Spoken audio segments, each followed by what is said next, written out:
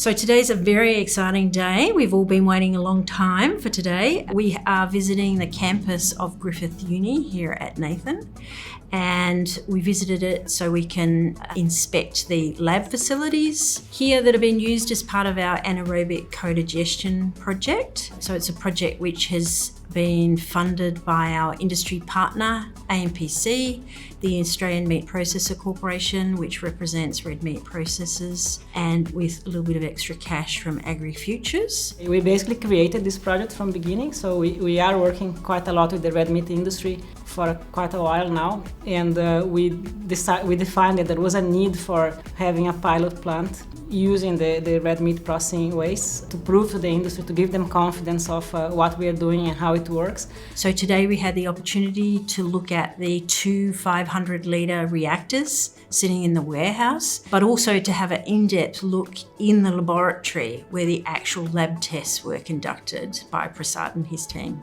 So this project is about to improve the biogas productivity from red meat industry. And this has never been done before because most of the time we are working with other waste industries. But red meat industries is actually looking at to decarbonize the industry, and one way is to actually recover the energy from these organic waste that are produced during the processing of meat. Having that amount of information helps us to quantify where we should focus in terms of producing energy, because in this project we want to move away from waste management concept and into creating value, right? So if we have the knowledge of how much potential each material has, we can select the right materials to have the best outcomes and also the best combination of materials. That's a big part of what we are doing now. When we started the project, we shortlisted 11 red meat processing plants, and we asked them to send us samples from anything that was organic being disposed of on their sites. Each producer sent us more than one sample. Some people sent us like 7 samples, and Prasad's team was very proactive into increasing from 30 BMP tests to 200 BMP tests on what they were doing.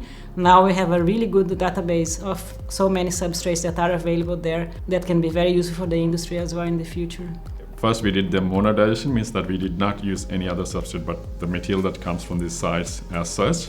And then we did the co-digestion next stage, where we started to co-digest the red meat industry waste with the core substrates like agriculture waste. And we noticed that with some materials, we can go up to 100%, especially with the sugarcane bagasse or grain waste. And the other one is that we also can increase the biogas productions by 50% if you're using other materials like corn silage. But in red meat industry, you have 3 components like lipids, proteins, and carbohydrates. Now the ratio between these 3 is actually the deciding factor whether the process will be working fine or efficient or it will fail. Have a proper ratio between the lipids, proteins, and carbohydrates. And we did 3 different ratios, and we stuck with gold with the one ratio that is 60-20-20. Well, today the event was a presentation to stakeholders in the project. There were about 40 attendees, and those people came from all across different aspects of the stakeholder chain. So there were processors, there were academics, there were service providers and technology providers. So it was a good mix of different people. Up until now, bioenergy, or biogas in particular, has only really provided 30% of that total thermal energy requirement. So the project was looking, and still is, looking for ways to increase that productivity so there's more bang for buck, so to speak, and there's more bioenergy that can be created on site. There are still a few barriers that we need to address, and some of those are around regulations concerning feedstock types, where you get them from, how you transport them, those sort of things. And also the other co-benefits such as biofertiliser and bio-CO2 that could be beneficial outputs from an integrated wastewater treatment process. So while this project will finish at the end of 2025 and have a business case for members to look at, there's still additional work happening over the next year or 2, addressing all those other factors as well.